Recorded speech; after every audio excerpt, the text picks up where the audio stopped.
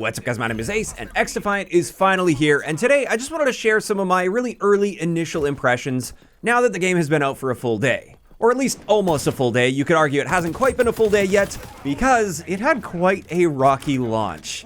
Yesterday, when the big launch happened and the servers went live, it seemed just about everybody was having a very hard time getting into any matches. Like, you could boot the game up, you could search for matches, but the problem was actually getting into a match. It was still possible, many people were managing to get in, and if you just kept at it, eventually you would get into some matches. But for me, for instance, I only had the morning to work with yesterday, and in those first 2 hours or so where I had some time to play XDefiant, I managed to get into one single game, which is the gameplay you're seeing in the background. That's why it's nothing really special. I just wanted to share my first official match of XDefiant with the full build of the game.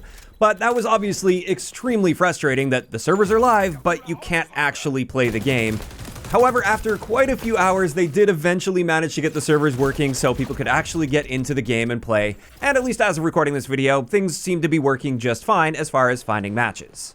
And now that we can finally get into matches, I've got to say I'm generally enjoying the game, but I do have some initial feedback that I want to provide here. Some of this is stuff I've already talked about in the past with our betas and server test sessions, and some of it is just my initial impressions based on the launch version of the game. And let's first talk about one of the most important factors of an online FPS game. This is the connection quality. And this is something where I can only really speak to my personal experience. Everybody's experience with this may vary. But for me, after a couple solid hours of gameplay time, I've got to say the connection has been not amazing, but also far from unplayable. It's actually been generally okay for me, but I have definitely noticed quite a few situations where it seems like there's just bad desync, where it seems like enemies are able to like instantly melt me, but it takes me quite a few shots to put them down even when I'm on target. And then I have also noticed a few deaths around corners as well, where you think you get to cover, but you're not quite there. I'm sure this is something where some people are experiencing this far worse than others, and I feel like I'm actually not experiencing it that bad compared to some of the clips that I've seen on the XDefiant subreddit, for instance.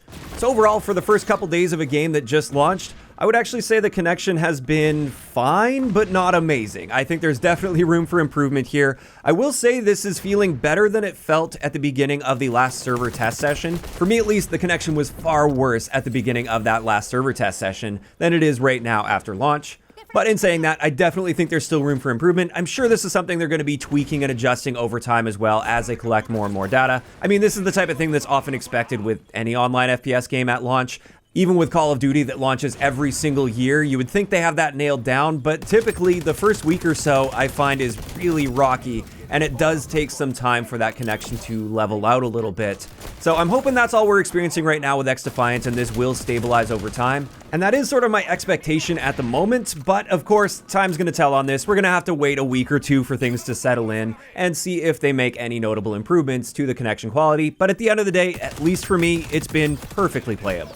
Next up for feedback, one of the immediate things that I noticed is, where is our practice zone? As of right now, like I said, one day after launch, we still have no access to the practice zone area, and there's no ability to have private matches or custom games. And what this means is if you want to try to get your settings nailed down, or you want to try out some guns and attachment combinations, at the moment, the only way to do that is in live public matches, which is obviously frustrating because once you're in a live public match, you don't want to be a bad teammate. You don't want to be that guy standing at the back of the map, shooting at walls and just tweaking your settings and doing a bunch of stuff. And on top of that, somewhat selfishly on my end, as somebody that likes to break things down, I would love to have that practice zone right now so I could start comparing recoil patterns and a bunch of other things that I can do testing with in that practice zone. Since I don't have access to that, all of those videos that I planned are on hold, and I don't know why. I don't know what's going on with this practice zone. I'm really hoping it doesn't take much longer to get this practice mode online, because it is a big deal, in my opinion, to have this, even for people that aren't content creators. It's important to have that sort of safe zone where you can just get a feel for things and adjust your settings without screwing over your team.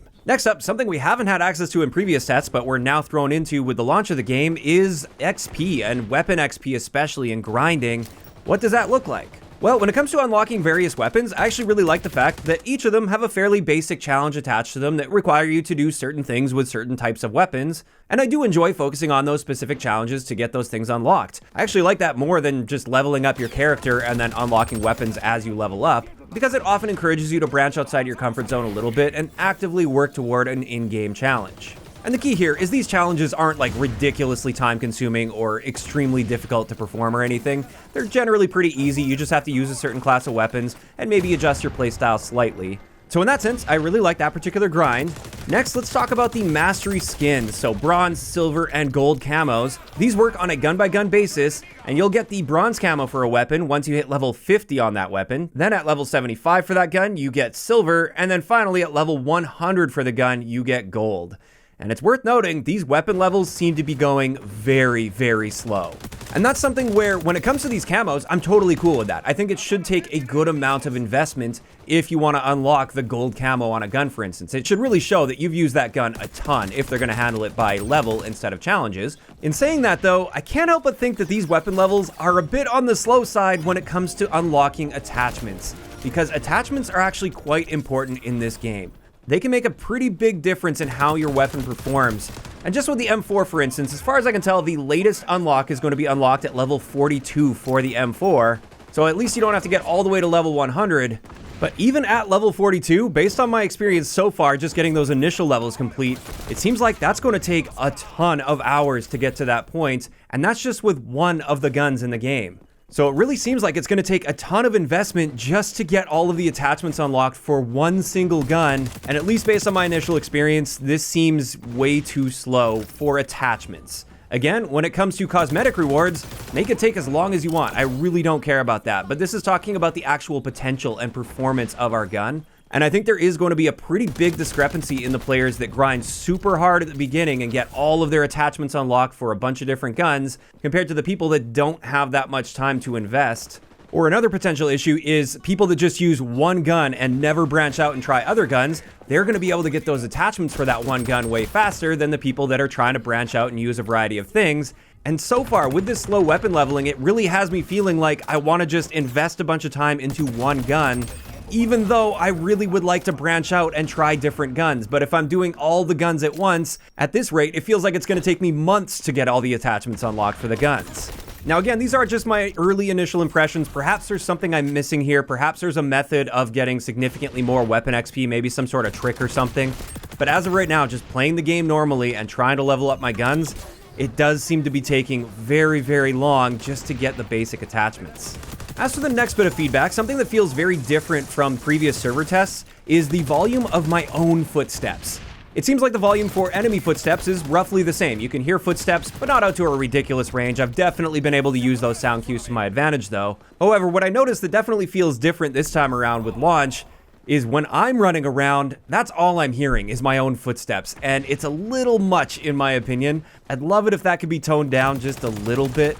On one hand, I do get the balancing factor of if you are running, you want to make it more difficult to hear other people that are potentially running around you. So there is a trade-off involved there.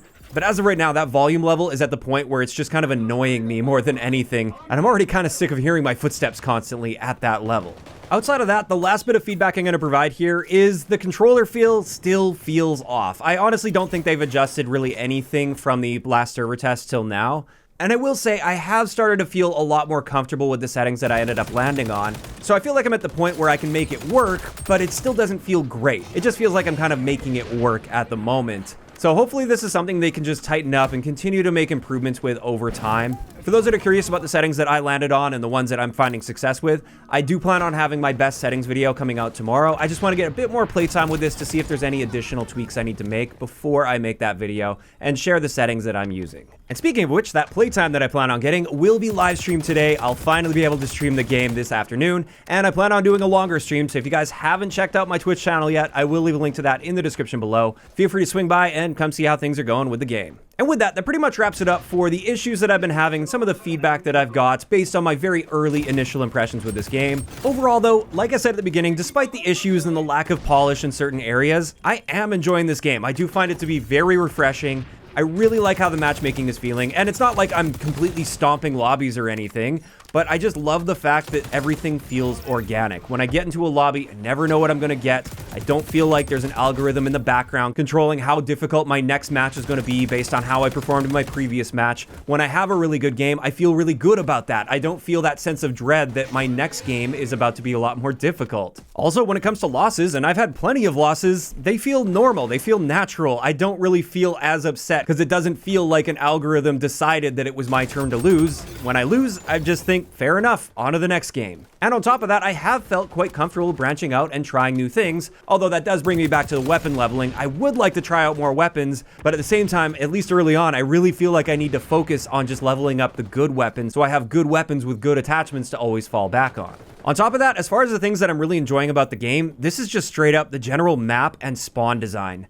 The spawns in my experience so far are super intuitive, and this just feels so refreshing because I never feel like I'm aimlessly wandering around the map trying to find enemy players. I always feel like I've got a lock on at least the general area that the enemy team is spawning in at any given time, and therefore outside of the odd person that may flank, I always know the direction that the enemy players are going to be coming from. And that, I think, is one of the things I like the most about XDefiant, is it just feels like you can properly control your surroundings, understand the big picture with ease, and I don't have that constant paranoia of, did the spawn just flip, even though it just flipped like 10 seconds earlier? And to me at least, that feels excellent and brings back a lot of memories of older style Call of Duty games. So with that, that is going to wrap it up for today's video on my early initial impressions of XDefiant. I'm sure over time, more things will come up. I'll have more feedback to provide, but as of right now, those are the main things that I wanted to discuss today. And this is where I'm curious to hear from you guys in those comments down below. For those of you guys that have managed to try out XDefiant, especially once the matchmaking got fixed, how are you feeling about everything so far? Are you generally enjoying the game or not so much? If you enjoyed the video, a like rating is always appreciated, and don't forget to subscribe for more if you haven't already. I'll talk to you guys next time.